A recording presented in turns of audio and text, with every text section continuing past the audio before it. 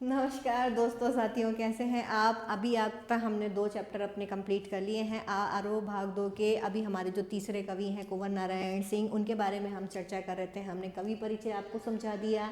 उनकी हमारे पाठ्यक्रम में 2 कविताएं सम्मिलित हैं। पहली हमने पढ़ी कविता के बहाने, अब हम दूसरी कविता पढ़ रहे हैं बात सीधी थी पर। कविता बहुत सरल सीधे शब्दों में है। इसका अगर आप भाव की बात करें तो इसका भाव बहुत सामान्य है, लेकिन उसको जानने से पहले प्लीज़ आप हमारे चैनल को लाइक सब्सक्राइब ज़रूर करें ताकि हम आपके साथ में जुड़े रहें। तो जुड़े रहने के लिए प्लीज़ आप हमें फॉलो ज़रूर करें। चलते हैं आगे। बात सीधी थी पर, बात सीधी ही है, मैं सीधी तरीके से समझाऊंगी। कविता को ज़्यादा तोड़ना मरोड़ना नहीं है, हमें बहुत सीधे सीधे शब्दों में इन्होंने अपनी बातों को कहा है।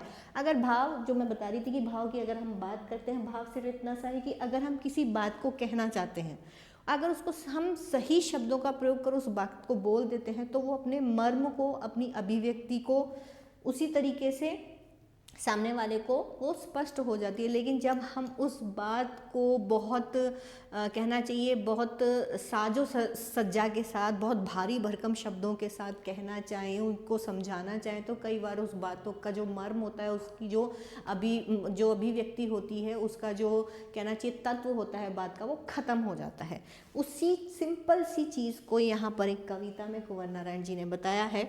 देखिए, शुरू करते हैं। बात सीधी थी पर, बात सीधी थी पर, बात सीधी थी पर एक बार भाषा के चक्कर में ज़रा टेढ़ी फंस गई।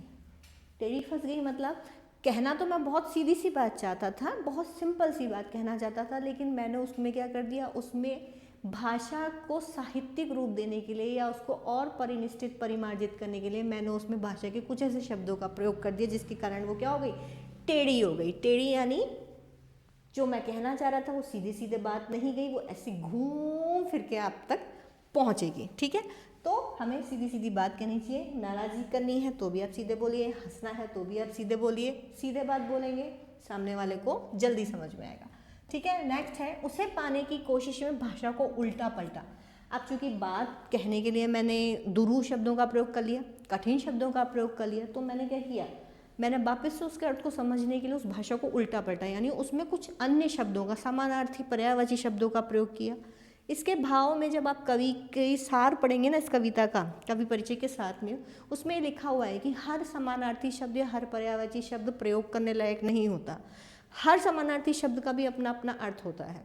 तो उन अर्थों को जाने बिना अगर हम भाषा में या किसी भी बात को कहने में उनका प्रयोग कर देते हैं तो वो भाषा के कारण वो बात क्लिष्ट हो जाती है। तो उस बात को जो मैंने कहा था, जो कैसी थी, सीधी थी, तो उस बात को वापस से मुझे समझाने के लिए मैंने उस भाषा को उल्टा पलटा, यानी कह सकते हैं हम पर्यायवाची शब्दों का मैंने प्रयोग किया या कुछ उसके समानार्थी शब्दों का मैंने प्रयोग करने का प्रयास किया।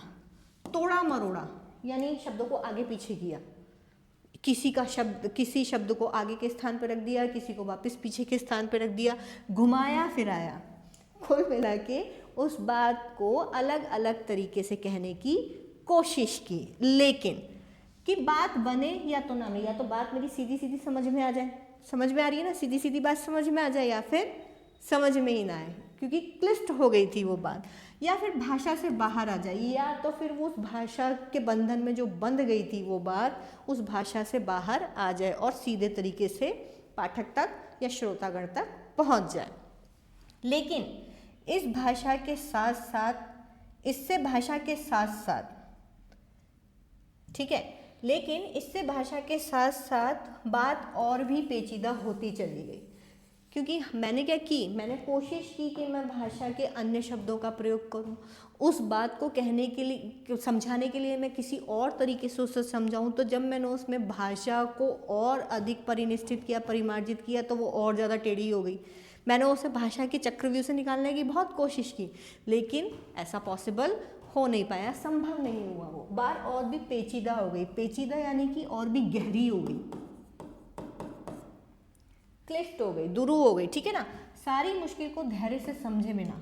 अब मैंने क्या किया, मैंने सबसे बड़ी गलती क्या की, जो भी परिस्थिति मैंने बना दी थी उस बात को कहने में और भाषा के शब्दों का प्रयोग करने में। तो उस सारी परिस्थिति को मैंने समझा नहीं, धैर्य से समझा नहीं। मैं चाहता तो धैर्य से उन चीज़ों का समाधान निकाल सकता था। हमारी सबसे बड़ी परेशानी यही है, जब भी कोई मुसीबत आती है हम घबरा जाते हैं। हमें घबराना नहीं होता, हम उसको अगर धैर्यतापूर्वक सोचें तो उसका समाधान हमारे सामने ही होता है। लेकिन इंसान कर नहीं पाता, क्योंकि ये इंसान का मिजाज है, उसकी फितरत होती है, जल्दी कोई भी चीज़ उसके व्यवहार के या उसके अंदाजे के अलग होती है तो वो बिफर जाता है एक तरीके से। तो सारी मुश्किल को धैर्य से समझे बिना मैं पेज को खोलने के बजाय उसे बेतरह और मतलब बेतरह यानी और जोर से आप बोल सकते हो, ठीक है, और जोर से कसता चला जा रहा था। अब मैं चाहता था उस बात को वापस से सीधे तरीके से सीधे शब्दों में कह सकता, लेकिन मैंने उसको वैसा ना करके मैंने उस परिस्थिति को बिना सोचे समझे उसके लिए जो निर्णय लिए था कि मैं इसको इस तरीके से इसमें इस शब्द का प्रयोग कर देता हूँ बात में, या मैं इसको इस तरीके से कहता हूँ, इस शब्द को आगे प्रयोग कर लेता हूँ, उस शब्द को पीछे प्रयोग कर लेता हूँ। तो उसमें क्या हुआ, जो उलझी हुई चीज़ थी, धागा सुलझाते ना, छोड़ देखते हैं गांठ कहाँ पड़ी है, एक तार में से दूसरा तार निकालना पड़ता है, तो उसने वो नहीं देखा। उसने क्या कर दिया, गांठ को मान लो धागे को खींचना शुरू कर दिया। एक एग्जाम्पल है, ठीक है, यहाँ पर वो दूसरा एग्जाम्पल देंगे, मैं आपको दूसरा एग्जाम्पल दे रही हूँ। मान लो मेरा धागा है वो बहुत ज़्यादा उलझा हुआ है, इसमें गांठें पड़ी हुई, तो मैंने उसको सुलझाने के लिए क्या कर दिया, उसको खींच दिया। खींचने से क्या होगा, सारी गांठें जो लगी हुई थी वो और ज़्यादा टाइट हो जाएंगी, और ज़्यादा कस जाएंगी। आप उस धागे को कभी खोल ही नहीं पाएंगे, उसके लिए आपको उस धागे को तोड़ना पड़ेगा, लेकिन मुझे तोड़ना तो है ही नहीं धागा, ठीक है। तो अब क्या किया, उसने जो बात को घुमा दिया था भाषा में, उसके पेज खोलने की बजाय उसने उसे और जोर से कसना शुरू कर दिया। इसको ऐसे बात कर लेता हूँ, इसको ऐसे समझा देता हूँ, लेकिन पॉसिबल हो नहीं पाए, क्योंकि इस कर्तव्य पर मुझे साफ सुनाई दे रही थी तमाशबीनों की शाबाशी और वाह वाह। क्योंकि जो मैं कर रहा था ना, जो मैं काम कर रहा था, कर्तव्य कह सकते हैं, कमाल का काम होता है ना, कोई कमाल का काम मैंने किया है, ठीक है।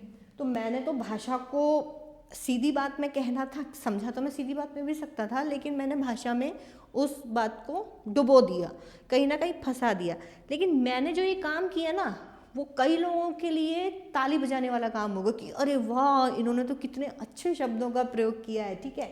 अब वो जो तमाशा देखते हैं ना लोग, वो क्या करने लगे, मेरी वाहवाही करने लगे, मेरी प्रशंसा करने लगे, मुझे आदर सम्मान देने लगे कि वाह आपने कितना अच्छा काम किया है। उन्हें तो कुछ करना नहीं था, ठीक है। हर किसी को तो वो टेढ़ी बात समझ में नहीं आ सकती ना, तो उनको भी समझ में तो उनको भी नहीं आ रही थी, लेकिन हाँ उनको भाषा तो समझ में आ रही थी, शब्द नज़र आ रहे थे।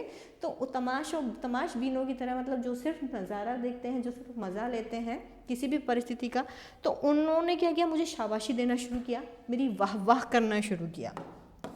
मुझे ये सब समझ में आ रहा था, मुझे दिखाई दे रहा था, लेकिन मेरी तो समस्या क्या थी, मेरी समस्या ये थी कि तो मुझे तो बात को सीधे तरीके से कहना था। मुझे क्या करना था, मुझे बात को सीधे तरीके से कहना था। अब मेरी तो गाड़ी वहीं अटकी हुई है, ठीक है, तो आगे चलते हैं। अब गाड़ी आगे लेके चलते हैं। आगे कवि ने क्या किया, आखिरकार वही हुआ जिसका मुझे डर था।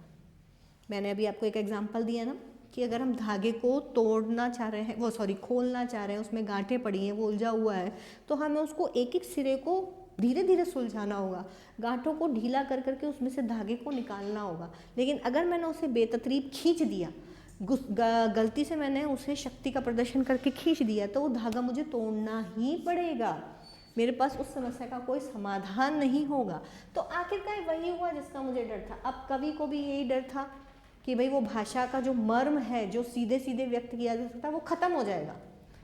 बात का जो मर्म है, जो सीधे सीधे व्यक्त किया जा सकता है, वो खत्म हो जाएगा भाषा के चक्कर में। तो क्या हुआ, जोर जबरदस्ती की उसने, भाषा में सरल शब्दों का प्रयोग ना करके, बात में सरल शब्दों का प्रयोग करके भाषा के क्लिष्ट शब्दों का प्रयोग किया उसने, उससे जोर जबरदस्ती की। तो क्या हो गया, बात की चूड़ी मर गई, यानी बात की चूड़ी यानी बात का जो मर्म था, उसकी जो अभिव्यक्ति थी, जो वो व्यक्त करना चाह रही थी, ठीक है, वो क्या होगा, खत्म हो गई, और वह भाषा में बेकार घूमने लगी। यानी कि जो बात थी, जो मेरा कहने का तात्पर्य था, जो उसका अर्थ था, वो खत्म हो गया। अब मेरी बात अर्थविहीन हो गई।